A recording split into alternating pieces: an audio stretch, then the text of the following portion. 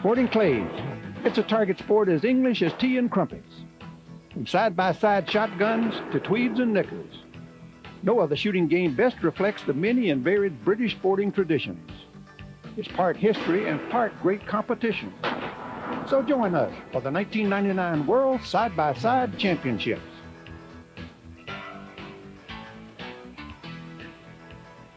Chevy Trucks, Shooting Sports America.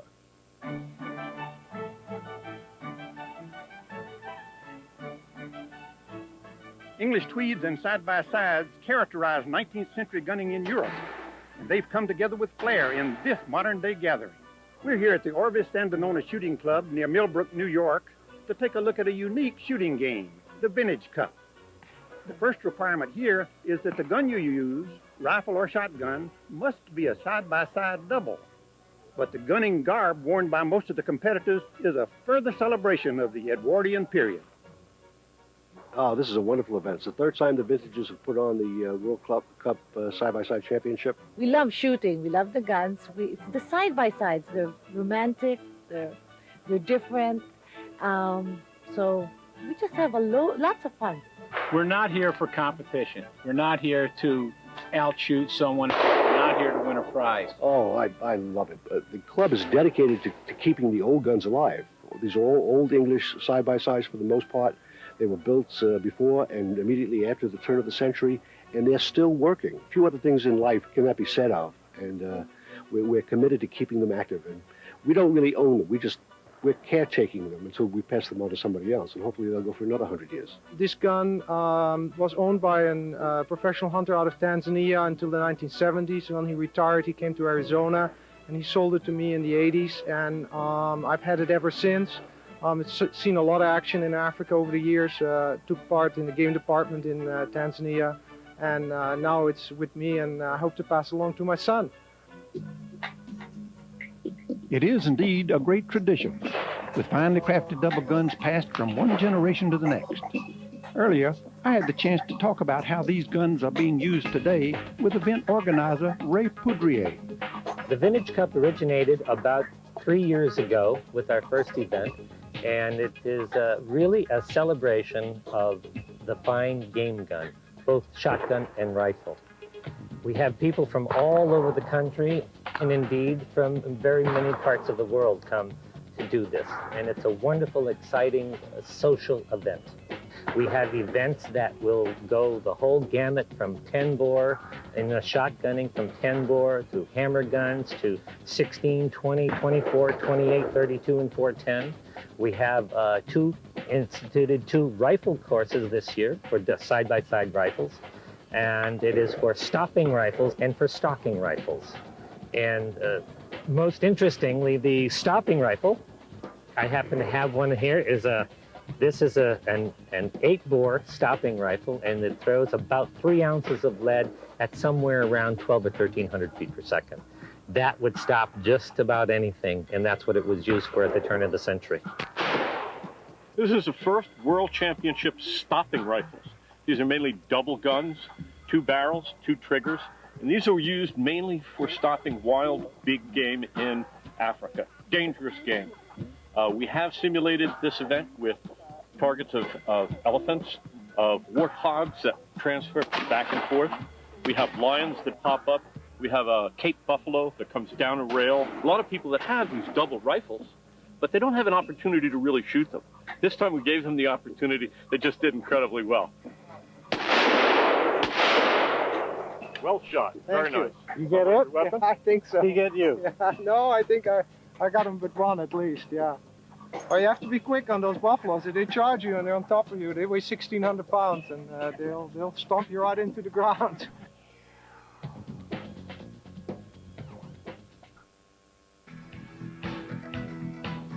Chevy Trucks, Shooting Sports America, is brought to you by Chevy Trucks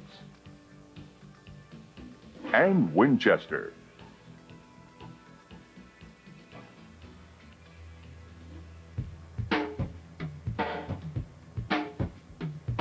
Ray, what types of people come to these events? Well, we have people from all over in all walks of life. Doctors, lawyers, corporate chiefs, things like that. They find it interesting primarily because they get to use their wonderful, wonderful side-by-sides and also to do it with people of like mind. It's just a great time and a great event. I like the idea of meeting friends who have a common interest. People are enjoying themselves. A lot of women included in the event. It's very professionally set up. A lot of like-minded people here that all like the traditional weapons, and they're all shooting the same type of weapons. And this is we constrict ourselves to old-fashioned type of shooting, and it's really interesting to do that. And the whole atmosphere is fun, and so I like to do it. So that's really the reason behind this, wasn't it? Yes, it was. The reason behind it was so that good friends could get together and have a good time with these wonderful objects. In the end, it is a celebration of fine guns and fine people, fine food, fine wine. The essence of this is completely social.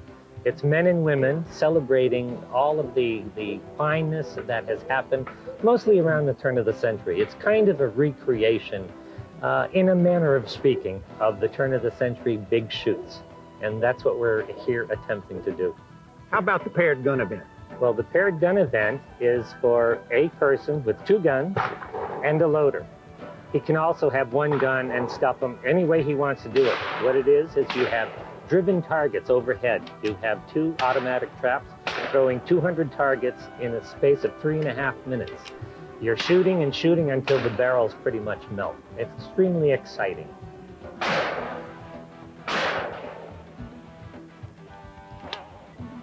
We try to practice for this by having flurry-type shoots at our monthly events. We usually start shooting the events early in the season, perhaps March or April, once a month right through November, if the weather permits. And some of the venues where we shoot, they have a flurry event or a driven bird simulated event, and we try to practice for this event doing those kinds of shoots, and it's been pretty successful. And Dave's been a good loader, and we work together pretty well as a pair. How are the shotguns used? The shotguns are used in a sporting clays format. And as you know, sporting clays was designed to represent actual targets, birds of one kind, so that what we have are springing teal, we have settling in ducks, we have rabbits bouncing along the ground, we have quail flying through trees. Clay targets launched to simulate the flight path of various game birds originated in Great Britain as a means to learn and practice wing shooting skills. This teaching system soon became a game itself, sporting clays. Today, sporting clays is one of America's favorite target sports, with more than 3.5 million participants and competitors across the country. And while this sport appeals to shotgunners of all kinds, more and more women have taken this challenging target game to heart. At first, it was a little scary, a little intimidating. I thought it was a man's sport. But after I picked up the gun, I figured I just need to make friends with it. And ever since then, we've been best of friends. I was given the shotgun by my boyfriend because he liked to shoot and wanted me to learn. Been shooting my whole life. Grew up shooting. I just got out there with the guys. I was kind of a novelty. I was the only woman out there, so it kind of didn't matter if I messed up. So therefore, it wasn't too hard. You just kind of got up there and did your thing and walked away and felt good about it. I love it. My dad shoots. My brother's refereeing here today, and they shoot really well, and we have a lot of fun with it, a whole lot of fun. We meet a lot of neat people out there. I used to shoot with my father when I was a little girl, and it just seemed like a natural thing to do. I think women can shoot just as well as men, especially now because guns have gotten so sophisticated that even a 12 gauge doesn't hurt you. I shoot with the best of the guys. I just grew up with it, and I like it a lot. When we return, the best sporting clay shooters in the world compete under the lights in San Antonio.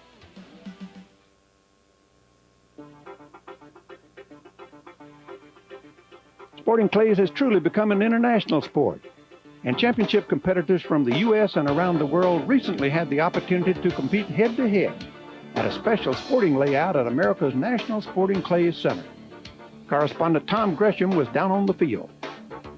To provide an opportunity for many of these championship shooters to compete head-to-head, former world champions and top shooters from all the national teams were invited to compete in a special international shootout held under the lights in the NSCA Stadium complex.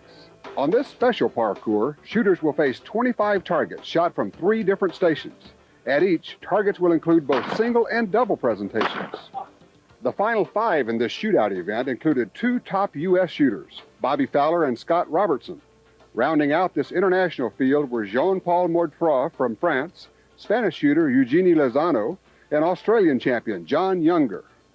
First up in the championship shootout here, Jean-Paul Mordfra from France. Gets that first one. John Paul has an interesting way of holding that gun. He's got his left hand real close to his right hand at the pivot point of the gun. And I was very surprised to see the stance that he has. Maybe that stems from an international skeet background. Might be right.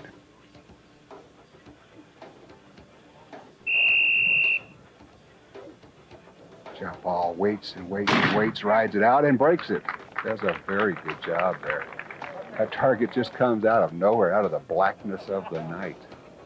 Jean Paul is shooting very well here. Gotten all 3 so far. This target is long. Oh, he gets a piece of it. Very, very well done. He's pretty happy about that. Bobby Fowler up next. Bobby has been shooting extremely well today. He has, and he's had a really great year. Yeah, Bobby is having a great year, isn't he?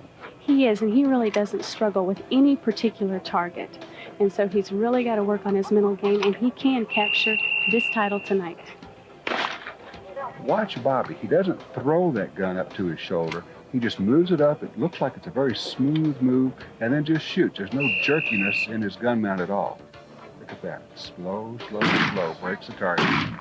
Breaks it again. He broke the target and found a big piece and broke that one. Well, it sure does ensure your follow-through, and that's what these shooters need to do. They need to see it break once and stick with the target. Yeah, it's an education watching his gun mount. Very slow, very deliberate. Second shot, got it. He's Bobby doing... Fowler, 4 for 4. Very good. He's doing so well, and he doesn't have the experience that these other shooters have. John Younger of Australia, the only left-handed shooter in this bunch, gets the first target.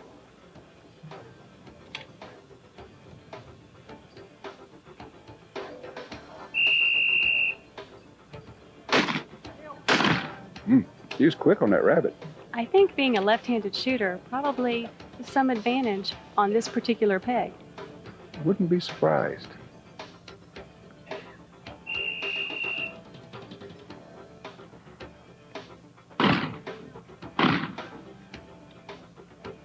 John's been shooting for 25 years, and so he's got a lot of experience, and you can sure tell that when in his mount. He appears to be very confident. He's been there before, knows what he's doing, waits out the target. Was not able to get that long one, though, so that makes 3 targets for John Younger. And Scott Robertson had 3 of the 4 singles. And Scott goes for that rabbit. The second target breaks that one. You get this high right to left crosser, and all of a sudden you got the rabbit going left to right. So you're moving that gun in both directions almost at the same time. When you have to make a hard, deliberate move on the first target and then put on the brakes and slow it down and make a smooth move to the second, that takes some doing. Oh my goodness. Scott waited that target out, and this one he waits too long on. Can't get it.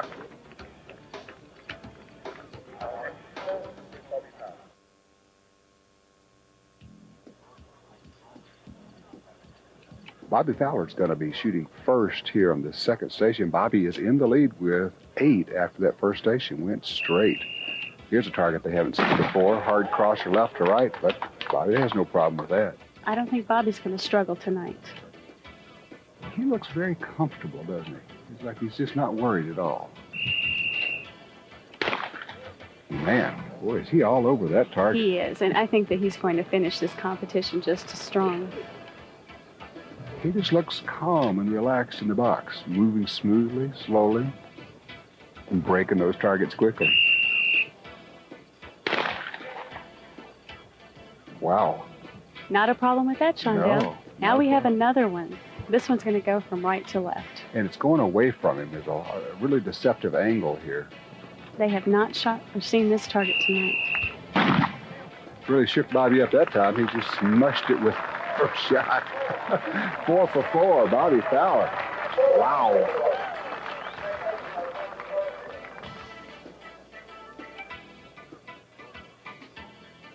Florencio Lozano from Spain up next.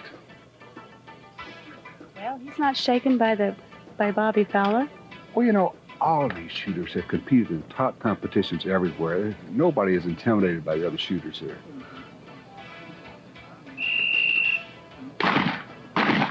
How fast do you think that midi is going? About 147 miles an hour. It's a wonder how they can swing a 32-inch barrel on a small target that fast. I just can't even imagine what the lead must be out there. About a school bus worth. Now here comes this tricky little chandelle, and it probably isn't really that difficult, but it sure does look tricky.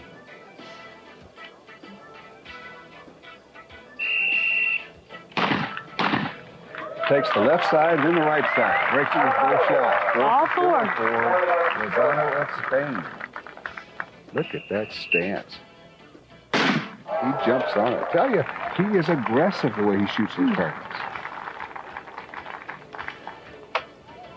He's putting more weight on that front foot. I'm not sure exactly what's holding him up out there, but he's got it figured out because he's breaking targets.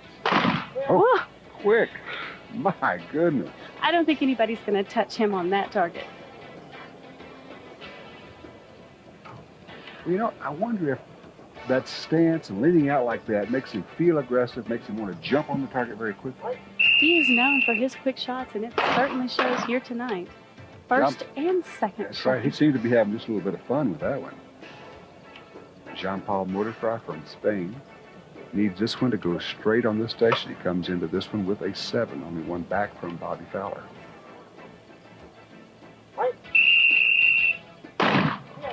Breaks that one. Jean-Paul goes 4 for 4. It keeps him 1 back from Bobby Fowler. Now, Scott Robertson is coming into this with previous 3 shooters running this peg. Scott also comes into this 2 targets behind Bobby Fowler. Of course, Bobby ran this, so he's going to have to break all of them just to maintain where he is. He just can't afford to drop another target. And unfortunately, that's just what he has done. He let that right to left crosser get away from him. You can see in Scott's face, he knows exactly what he's done now. Any of these shooters can have a bad day, a bad week, or a bad month. Scott gets 3 of those 4.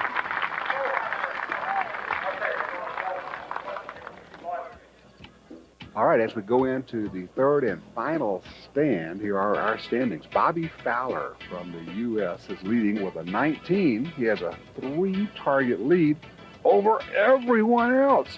All the rest of them, all 4 of them, have 16. A 4-way tie.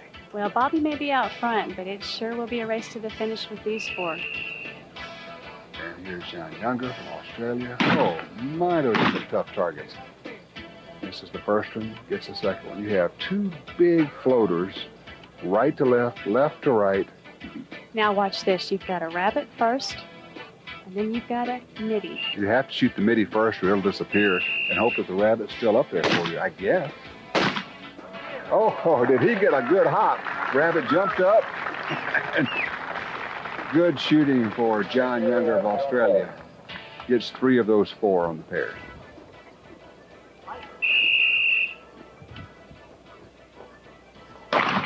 Miss and hit. He needs to break the next 2 to stay tied with John Younger from Australia. Dee Dee, when you have a pair like this coming up that John Paul is facing, the rabbit and the midi, what goes through your mind? Well, I think you might have to rush the target because it's going to be hard to find that rabbit. You can shoot over it. Because you're up in the air for the first target, and then you have a tendency to shoot over the second. Now, they got the rabbit, but he missed the midi. And Scott Robertson calling for his pair there. Gets 1 of them.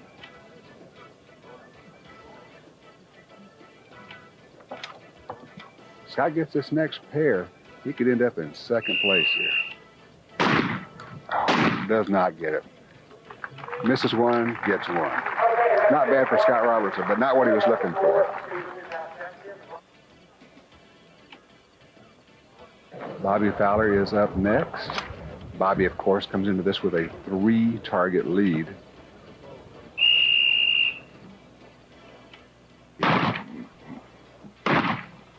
All right, picks up one of those.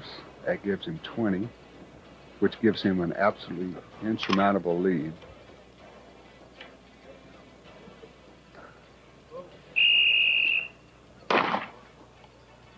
Gets the rabbit. What Yes, a way to indeed. finish. Wow. Bobby Fowler putting on an exhibition here, winning this thing going away. Well, congratulations. That's great shooting. Thanks. I tell you, there's a lot of great shooters here. And it is good to win, though. Yeah, it's always fun to win.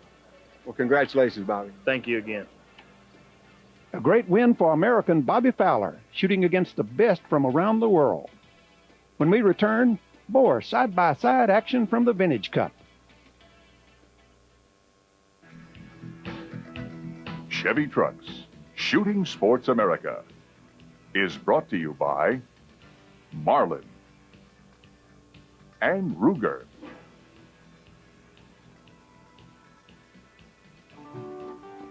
Each year, Chevy Trucks honors an outstanding athlete in the shooting sports. This year's recipient entered the world of competitive shotgunning at age 14. But Dan Carlisle couldn't know that this sport would take him all over the world and change his life. A 12-time national champion, Carlisle is the only American to qualify for the Olympics in both trap and skeet. This 2-time Olympian has won almost every contest open to shotgunning.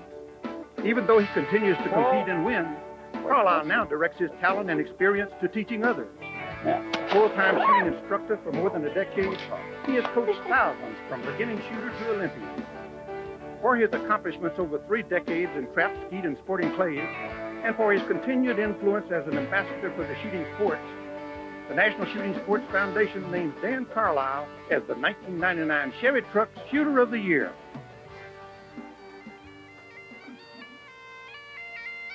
The Vintage Cup celebrates the style and traditions of a bygone era, and in so doing, helps keep a great shooting heritage a part of today's sporting life, from swinging on clay targets to spending a moment with a great hunting companion. Ray Poudrier tells us more. This is really a great gunning exposition. Yes, it is. The gunning exposition consists of about 82 vendors, many of which are makers of side-by-side shotguns. They're made essentially the same now as they were way back in the middle of the 1800s. We have some of the greatest makers and names, such as Purdy, Churchill, Asprey, Wesley Richards, people like that. We have fine art, clothing, accoutrements of all kinds to accompany the side-by-side shotgun. It's marvelous. You just have to go down and take a look. We have chapters now in Maine, Pennsylvania, Maryland, I think Georgia, California, and we're getting more and more members every year. These events are getting larger and more popular. The Vintage Cup provides shotgun enthusiasts with the opportunity to step back in time, to recreate a grand style of shooting, enjoy a special kind of camaraderie, and to actually use and compete with classic guns of a bygone era. See you next time on Chevy Trucks Shooting Sports America. This has been a presentation of ESPN, the worldwide leader in sports. For more, log on to ESPN.com, part of Go Network, go.com.